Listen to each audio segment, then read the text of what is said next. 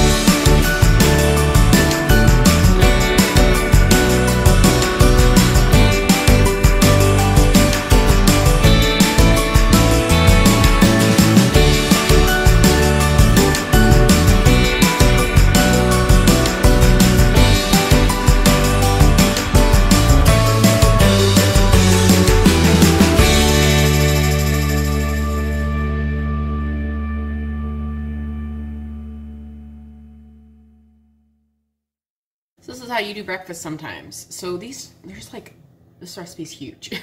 And one of my kiddos has already tried it and she says she doesn't like it. She took like the tiniest bite. So hopefully I will get these kids to do some actual taste testing. Or I made a bunch of these for nuttin'. I think I'm planning on, if there's a bunch left over, I'm just gonna throw them in the freezer, because they're like pancakes, but they're kind of like cornbread pancakes. Kind of good. I tried some and I like them, so I think I might put some in the freezer, and just if they don't eat them, then I'll put them away for me to have for, like, you know, quick breakfast sometime. But nothing irritates me more than my children, whom I love, and they're like, they eat pancakes like nobody's business, but you put a little cornmeal in the pancakes and apparently they don't like them. And my daughter's like, I haven't tried this before, and then I go, okay, we'll try it. Oh, well, I tried it and I didn't like it. I love my kids, but they drive me bananas sometimes. So this is like a huge recipe. I can tell that a lot of homeschool books, or at least they're definitely catering to like large families. And it's funny because I consider us a large family, because 4 kids is a lot of kids. But it's funny, like in this recipe, I feel like if we did a half size, it would have been fine. So, but I guess, you know, if every kid was eating, maybe it'd be different. And if like hubby was here too, it might be different. But oh my goodness, so many pancakes. So we'll see how it goes. I got probably at least, you know, 6 more left after these in the batter, and I already got a plate full, so we'll see how it goes. But I mean, I think they're pretty good. It's kind of cool though. Like, that's the thing I like about, like, I don't really know if they're retaining like a lot of the info from the history, but I do like that they have these like hands-on activities. And we made like a little origami boat and put little sails on it whenever we were talking about the Mayflower. What else did we do? Oh yeah, we made pottery, like Puebloan pottery, because you can't say Pueblo Indians anymore. And, which I think is weird, but yeah, like it's kind of cool. Like there's a lot of cool activities, and there's been a few activities that we've actually skipped because they weren't as exciting and the kids didn't seem to be as interested in them. And it's hard because it's like I can only really like mentally handle like one craft a week, and so there's other crafts that I want them to do.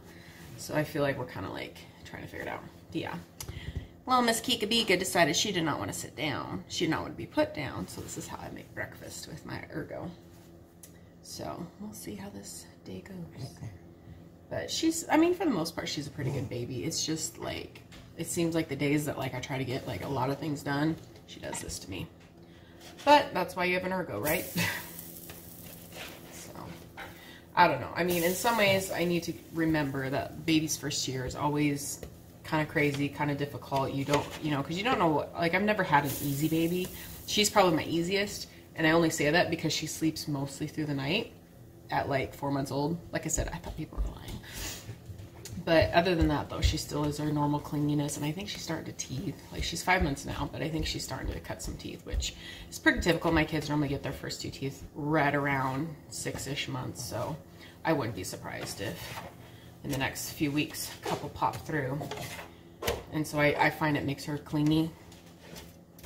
So, yeah. All right, so yeah, like look at this, look how many. That's a lot of hoe cakes. I'm gonna freeze some for snacks later, because why not? There you have it, folks. George Washington's hoe cakes swimming in butter and honey. So we'll see how this tastes.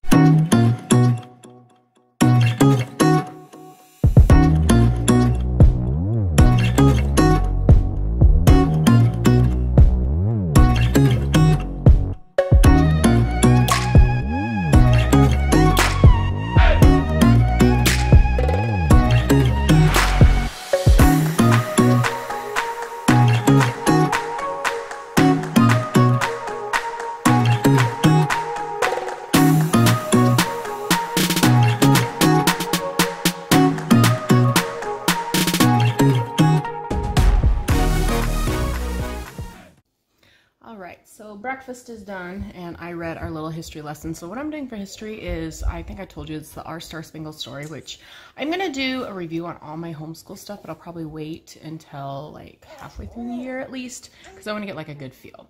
Some stuff, like so far, there's some things that I'm like, I'm definitely picking for next year. And then there's other things that I'm like, we'll see. But honestly, Kika Bika's talking.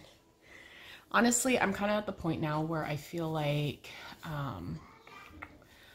I'm not spending any more money this year is basically kind of how I view it. And there's some curriculums that I think we're not necessarily loving, but we're not hating. And I feel like I'm just like supplementing with like free stuff because girls on a budget. And so I did want to show you real quick how I've been like keeping track of our homeschool stuff. So I did take the parent qualifying course last weekend. So in my state, you get, like you have to have at least 45 quarter credits, which I know that I have like 60 or something. Like I didn't finish college. Big long story about that.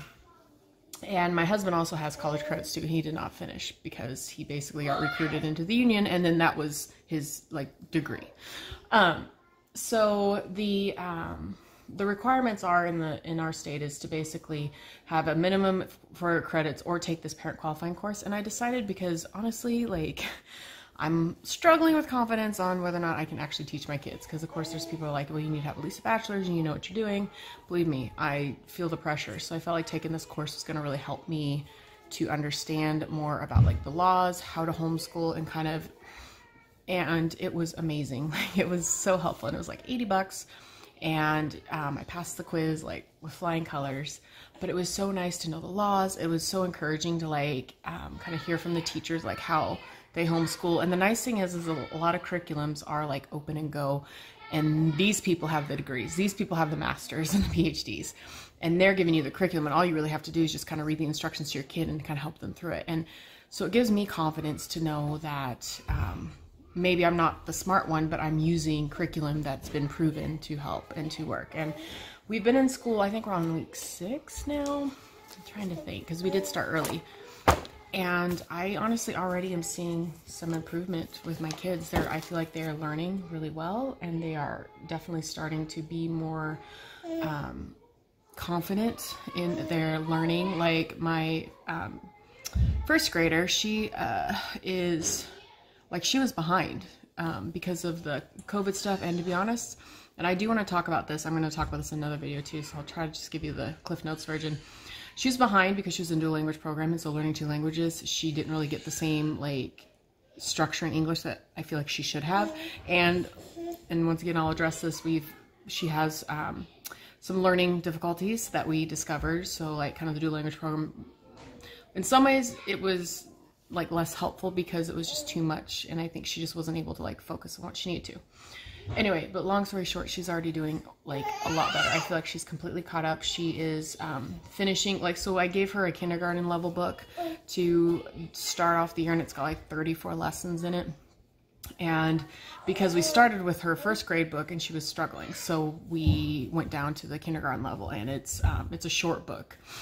And I think we're in lesson like 28 or 29, and she's just like she has grown so much where she's actually starting to read simple sentences now. She's and she's starting to sound things out and like comfortably. Like yesterday we read a book that she's never read from one of our Bob's books, and she did pretty good. I mean, there's a few words she kind of stumbled over, but like she's getting like the hang of like sounding things out and stuff. So just to see like in like 6 weeks kind of see an improvement makes my heart happy, because I wanted her to be caught up and stuff. So all that to say, this is what I'm using to keep records. So according to our state, you don't really have to keep like a ton of records, but you do need to basically, once they turn 8 is the mandatory, like they need to be in school, they start taking a yearly test. So the way our state works is that the kids need to be tested every year to make sure that they're meeting the standards, and or they need to be evaluated by a teacher that's like still teaching.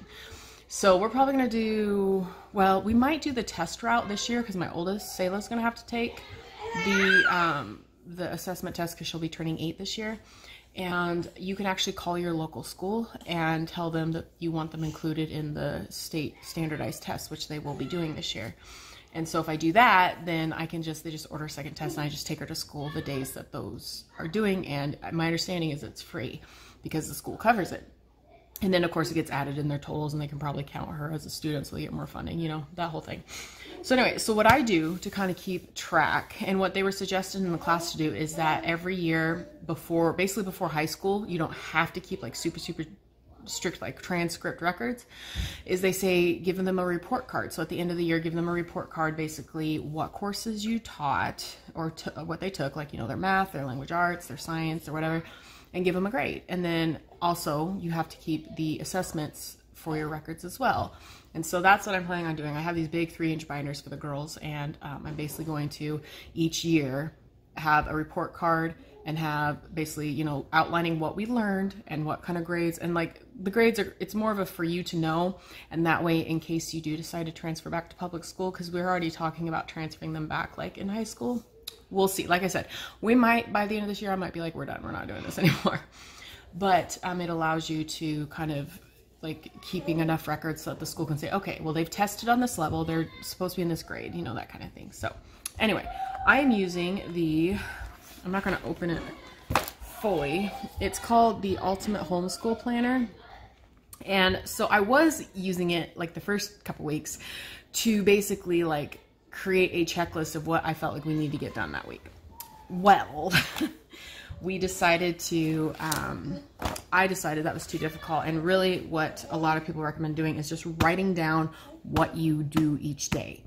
So, and a lot of people, you can use a notebook for this. So this is just what I'm using. It makes it easier. So the way it works is it has these weekly, it's a 2-page spread. So here's this week, and it's Monday through Saturday. And I basically put the week of, and this is the week of 9/14 and 9/18. And basically write the kids' names and give them kind of 2 spaces, and then down at the bottom I put both, because we teach science and history together. And we were doing Spanish, but we've taken a little break from Spanish because I wanted to get them stronger in their core subjects, like their science, their math, their language arts, and history are the 4 big ones. And and then of course the reading and whatever. So I want to get that established before we go back to Spanish. So I'm planning on doing that. It's just not right now. So what I have done is, like, you can tell on the top part, I know you can't read my handwriting, but basically I put like handwriting 1 page or 2 pages. So they have their handwriting books from the Good and the Beautiful now, and they write in those. Math, I basically put the book and then what lesson they do. And we switched from, we had just the printables for the easy peasy math, and I ended up getting the workbooks, which are much thicker, and they were still only like $8. You can still follow along with the online stuff, but let me be honest, folks, since school has started here, we are out in the country, so we have Viasat internet, so it's basically satellite internet. Our internet connection has been very unreliable. And unfortunately, it's just because there's so many people on. Like, and the thing that's frustrating is they give you a data cap, and for the amount of internet we pay, which is kind of pricey, like it caps us at like 60 gigs, which if you're watching a movie, like streaming a movie on the TV, and we do kind of watch a lot of TV. Well, even hubby and I do after the kids go to bed. Because it's just always kind of been my stress relief, and my mom did it a lot, so I feel like I'm kind of following that. So I'm trying to like cut back on the TV time. But you go through it really quickly, and then once you're out of it, you still can watch and stuff, but it like deprioritizes you. So what happens is you end up with not, what is it called? You end up not having like the signal strength's really bad. So we've been struggling with that. So I like having almost everything offline. And that was another big, and actually like our school district is actually telling people, because we have a huge like rural population here that live out in the country and don't have like Comcast or Frontier, whatever it is.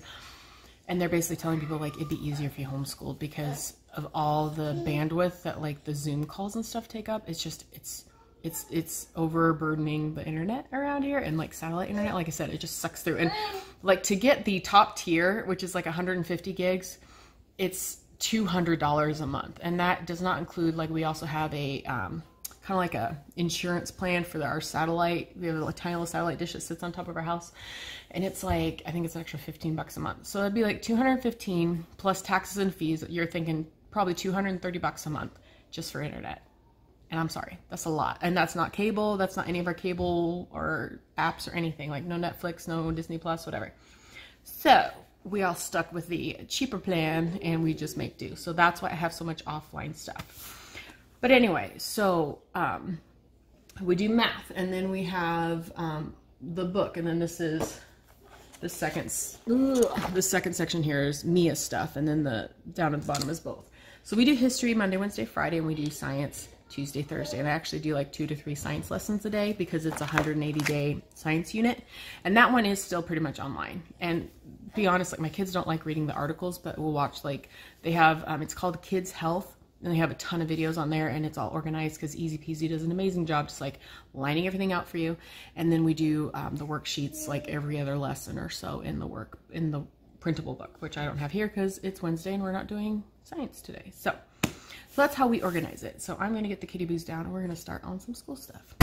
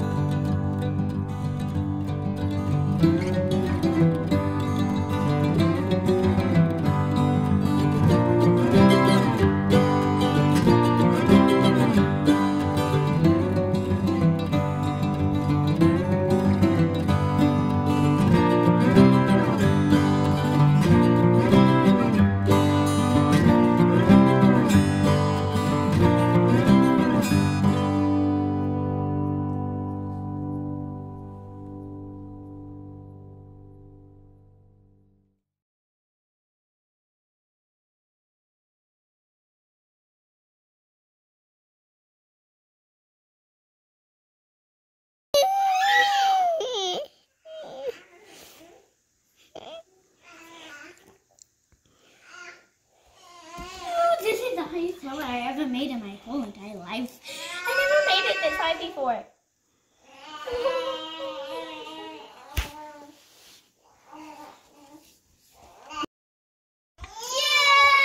It's the tallest tower I ever made. I see it. Tallest tower I ever made in my whole entire. So I'm back on the couch again, feeding the baby. And so yeah, so homeschool was spent doing Lincoln Logs too. So I have found that I've struggled, I guess I should say, with my 2.5-year-old. He is, like, he wants to be all up in the action, but of course he doesn't have enough attention span to actually, you know, enough attention span to actually, like, you know, sit down and do a workbook yet. And I'm not planning on starting any preschool with him until he's a minimum, probably like next fall when he's like 3.5, because I don't think he'll even be ready when he turns 3. So what I ended up doing today, and this was the first time I tried it, is I just got the Lincoln Logs out and we just built Lincoln Logs together with him while I was kind of helping Mia with her work, and then Saylo's doing hers a little bit more independently. She's upstairs doing her math because she got in trouble because she dumped the rest of the Lincoln Logs over the floor when I told her not to multiple times, so she gets to do her math upstairs at her desk. But this is kind of how homeschool happens sometimes. Sometimes it's literally in the middle of the living room floor while you're trying to keep your toddler entertained. The thing is, if I try to put on a show for him, because I know if I put like a Paw Patrol or PJ Masks on, he will, you know, he'll sit and watch it for half an hour to help me work the girls, but then the girls will hear the music and they'll want to come watch it. So we can't have the TV on when it's school time, or it just doesn't, school does not happen. So that's kind of some of the things I've learned ever since, you know, starting the homeschool is just, you just go with the flow.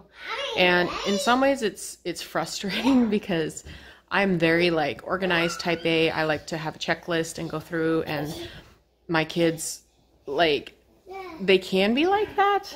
I think my older daughter, Sayla, is a little bit more like that, but my younger one is very type B and just like, how do I put it delicately? Sorry, my nose itches.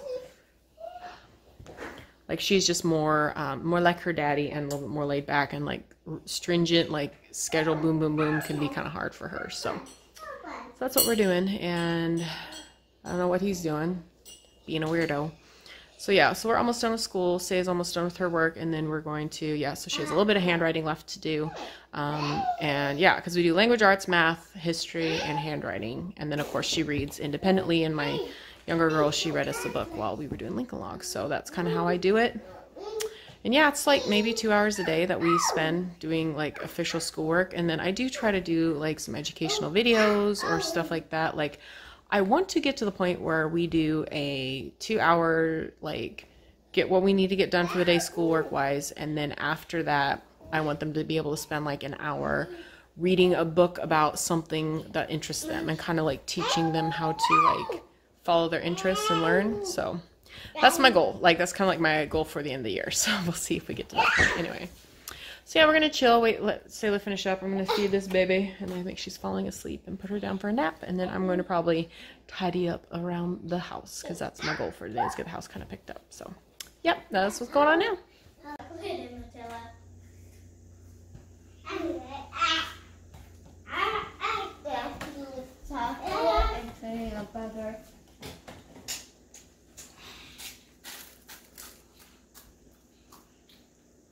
All right, so we have finished our school day. It is about coming up on noonish, so the kids just finished their lunch. And basically what I'm going to be doing this afternoon is I'm just going to do some cleaning and tidying up, and I might film some more videos. I kind of have to be motivated to film, but there's a few videos that I've been kind of wanting to get off my chest. I just haven't been able to focus on them. So I'm actually going to end this vlog right here. I hope you guys enjoyed, and feel free, any suggestions to the things that I guess I'm kind of struggling with still are like staying organized, keeping my kids out of like the school stuff, because I feel like they keep wanting to get into the school stuff and make a mess. And yeah, and I gotta have these books, they gotta last the whole year, if you know what I mean. So I would like some, if you have any ideas for organization and also like keeping toddlers entertained, that'd be awesome. Please leave them linked below. Thank you guys so much for watching, and I will see you all next time.